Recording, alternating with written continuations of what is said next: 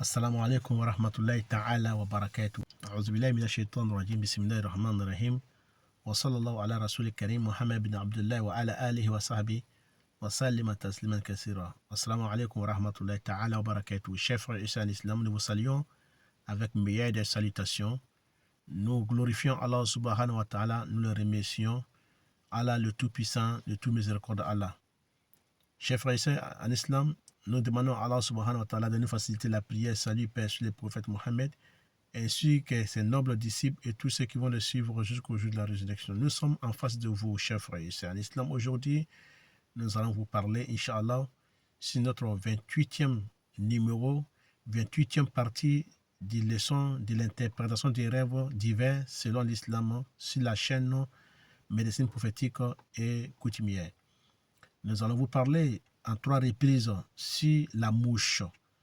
Donc, chers frères et sœurs en islam, qu'Allah fasse que ce soit bonheur pour moi et pour vous et pour tous les musulmans et musulmanes. Non. Chers frères et sœurs en islam, celui qui voit une mouche dans les rêves, ça nous parle d'une femme prostituée. Ça peut nous parler aussi d'une femme en dépravation. Et ça nous parle aussi d'un homme. Ça peut nous parler aussi d'un homme rabaissé. Un homme qui est rabaissé, un homme que les autres personnes les négligent. Et celui qui voit dans son rêve qu'il est en train de manger une mouche ou bien des mouches, donc la personne mangera l'argent illicite. Il gagnera de l'argent illicite et il mangera de l'argent illicite. Et ça peut nous parler aussi de la perdition de subsistance de la personne.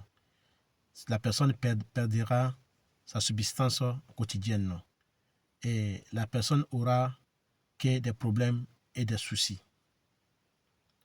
Et ça peut nous parler aussi de l'anéantissement de sa fortune aussi. Qu'Allah fasse qu'il soit bonheur pour moi et pour vous. Amen. Voilà, c'était l'interprétation des rêves de la mouche numéro 1. Leçon numéro 28. Qu'Allah fasse que ce soit bonheur pour moi. Nous allons passer, Inch'Allah, très prochainement sur notre leçon numéro 29, sur numéro 2 de la mouche.